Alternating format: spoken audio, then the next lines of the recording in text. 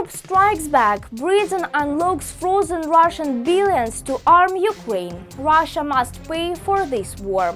Finland joins the fight, sending a massive €200 million aid package and deploying 15,000 troops to the border. Ukraine's Air Force is about to roar new Western jets and Patriot system ready to crush Moscow's assaults. The North stands strong. The sky belongs to Ukraine and Europe is done playing defense. This is Ukraine Today and I'm Dorosava Kolesnikova. Stay tuned because the fight for freedom is only getting louder. Britain strikes back. Starmer uses frozen Russian assets to arm Ukraine. Russia must pay for this war. In a historic move, UK Prime Minister Keir Starmer has announced a new package of military aid for Ukraine, one that will be funded directly by the profits from frozen Russian assets, The Guardian reports. For the first time ever, London will use Russian money to buy weapons for Ukraine. The UK is sending 350 advanced air defense missiles, financed by £70 million in interest earned on Russia's frozen assets. The missiles will be deployed on Raven air defense system, also supplied by Britain. Russia must pay for this war, Starmer declared, stressing that strengthening Ukraine's defense means strengthening Britain's own security.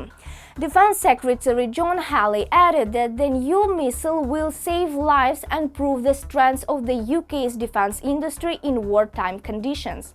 These missiles will save lives and show that British defense can act fast when freedom is under threat. This latest aid is part of the UK's record £4.5 billion annual support program for Ukraine, the largest in British history. But that's not all. Britain and Ukraine are also launching a joint drone production initiative that could change the face of the modern warfare. According to the UK Ministry of Defence, over the next 3 years, London will finance large-scale manufacturing of Ukrainian-designed drones built in the UK for both nations' armies. Ukrainian Defense Minister Rustem Umerov praised the deal, calling it breakthrough for defense cooperation. While the war continues, all drones will go to the Ukrainian Defense Forces. After the war, production will be shared between the UK and Ukraine. He emphasized that this project will help expand production, scale advanced technologies, and merge the two nations' defense industries into a single force. Britain is not just standing with Ukraine, it's making Russia pay for its own aggression. And for the Kremlin, this move is a new and powerful signal. The West has found a way to turn Russia's frozen billions into weapons defending freedom. Finland sends massive €200 million aid packages to Ukraine. Europe's security depends on it. Finland has stepped up once again. The country announced its 27th military aid package for Ukraine, worth an impressive €198 million, Finland's Ministry of Defense confirmed.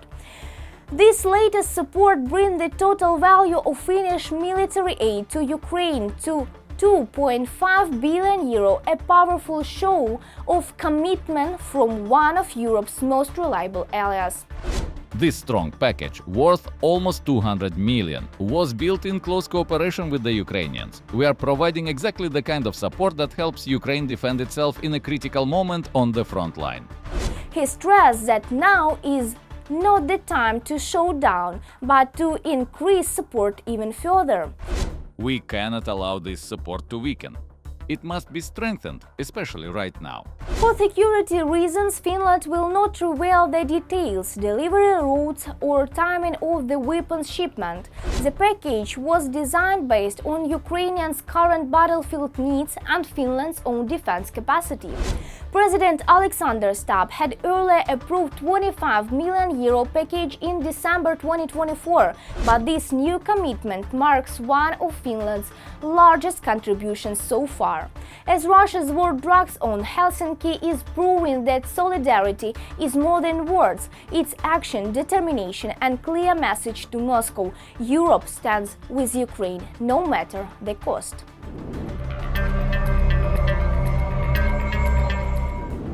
Ukraine gets more jets, Air Force gearing up for big strikes. Ukraine is about to get a fresh wave of Western fighter jets and multiple Patriot air defense systems, and Moscow won't get away with these attacks this fall. The General Staff said the Air Force will grow fast, more fighters, stronger air shields, quicker strikes. Will these deliveries change the front line? Can Ukraine finally dominate the sky and stop Russian raids for good? Full report coming up. To defend more effectively and attack more successfully, the Ukrainian General Staff has confirmed the upcoming transfer of an additional batch of Western fighter jets to the armed forces of Ukraine. In addition, new deliveries of Patriot systems are expected from several allies at once. This fall, Ukraine definitely does not intend to leave Moscow's strikes unanswered. Obviously, the Air Force's impressive fleet will be significantly expanded, and our overall capabilities will undoubtedly grow even further. This is important.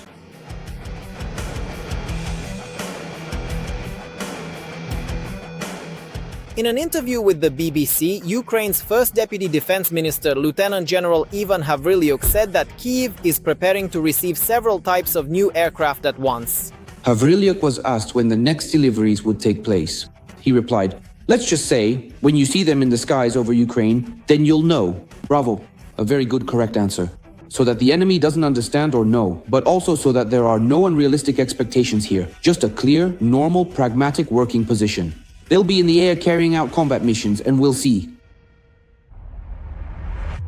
The only thing Havrilyuk revealed was the models of the upcoming reinforcements. So, we're talking about a new batch of F-16S, French Mirage 2000S, and Swedish Gripens. These are exceptionally highly effective and incredibly powerful aircraft, meticulously developed by the Swedish aerospace industry, specifically to skillfully counter a significantly stronger, much better resourced adversary. Analysts explain, given the number of sorties flown by Ukrainian aviation, the issue of maintainability is far from insignificant. It is also extremely important that the aircraft can be equipped with Ukrainian, European, and American weaponry on its hard points. After all, supplies to Ukraine are now coming from all over the world, and the Gripen meets these requirements. All these years, the Swedish army has been preparing to fight against the Russian Federation, and accordingly, the aircraft they developed, specifically the JAS-39, were designed to be maintainable, relatively inexpensive, and multifunctional. At the same time, in terms of maneuverability, they are head and shoulders above all Soviet aircraft and many Western ones, which will give our pilots a clear advantage when operating directly near the front line. The fighters are very reliable, highly effective, and in some technical specifications they are even better than the F-16S we are expecting to receive.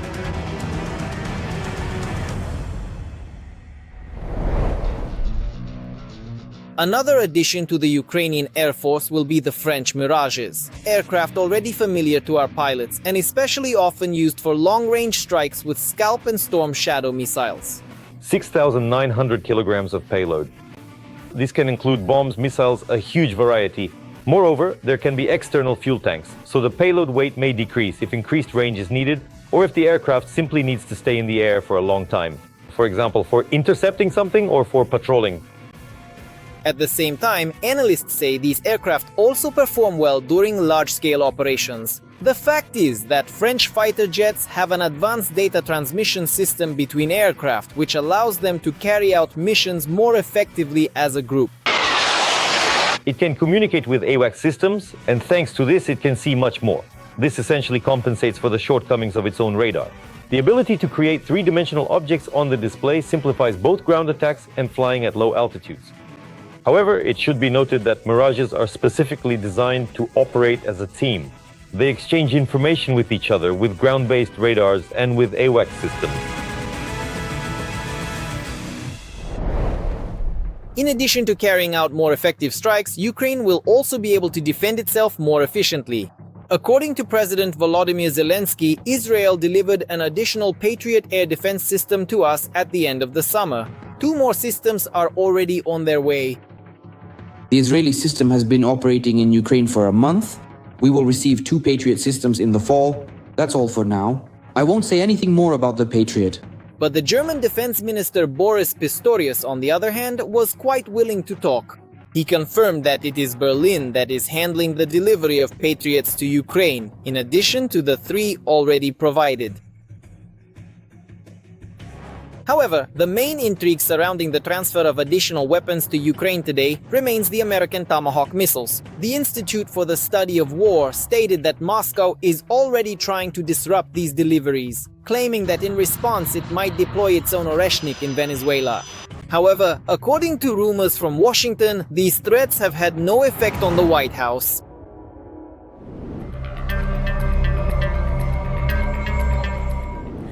Finland deploys 15,000 troops, the North stands ready. Finland isn't waiting for threats to become reality. In these biggest military drills of the year, 15,000 Finnish soldiers joined by allies from Sweden and the UK are training near the Russian border. It's a clear message to Moscow: the North is united, armed and prepared for anything. Acting proactively. Finland is deploying 15,000 troops to the border with Russia. The Finns are preparing for the largest series of military exercises of the year. Conscripts, reservists, professional soldiers, as well as units from allied countries, Sweden and the United Kingdom, will take part in them. According to the country's ground forces, the purpose of the maneuvers is to test the army's readiness to defend the state and to strengthen cooperation with NATO allies. These are NATO's countermeasures in response to aggressive actions by the occupying country. On the territory of the occupying country, in close proximity to the Finnish border, there is currently intensive engineering construction of new military bases by the occupying country's army. This concerns Petrozavodsk, Kandalaksha and other settlements within the Russian Federation, which indicate the redeployment of Russian army units in direct proximity to the Finnish border. One of the largest episodes will be the Livali Sentry exercise, which will take place in southern Finland from November 27th to December 4th. It will involve around 7,000 participants. The Russian Federation has constantly made it clear to Finland that it poses a threat to this country. Moreover, there has been a constant element of military political pressure on Finland aimed accordingly at maintaining its so-called neutral status. In other words, there is absolutely no basis to claim that friendly or good neighborly relations were established after the occupation of Finnish territories. The Russian military presence near Finland's borders has been constantly increasing. In the spring of 2023, Finland became a member of the North Atlantic Alliance. This provoked a sharp reaction from Russia, further worsening bilateral relations.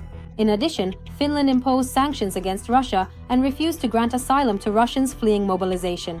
After that, Putin's lackeys began blaming the Finns for every possible wrongdoing at every opportunity.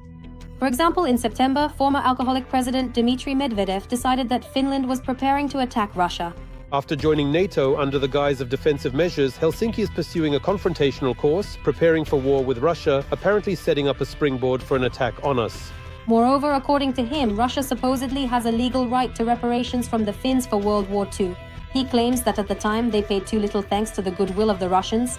This is actually an element of diplomatic military pressure on Finland, and similar statements are being made not only about Finland but also accordingly about Sweden. This also concerns the island of Gotland and accordingly Poland. Following the alcoholic Medvedev, the chairman of the State Duma Defense Committee, Andrei Kartapolov, also made aggressive statements.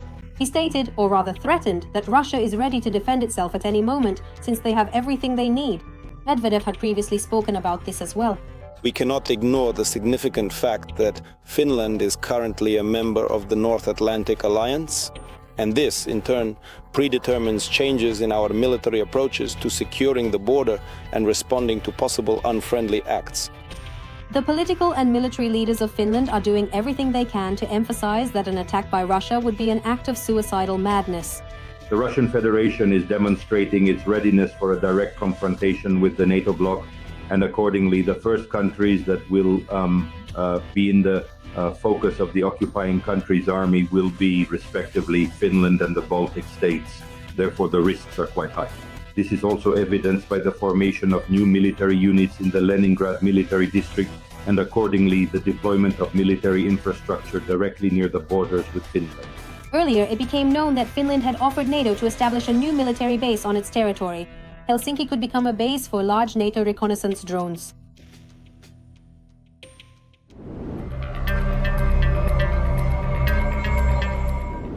That's all for today on Ukraine Today. If you stand with truth over propaganda, like, comment and subscribe. Your support helps us stay on the information front line, expose the Kremlin's lies and keep Ukrainians' voice strong across the world. Stay informed, stay strong and stay with Ukraine.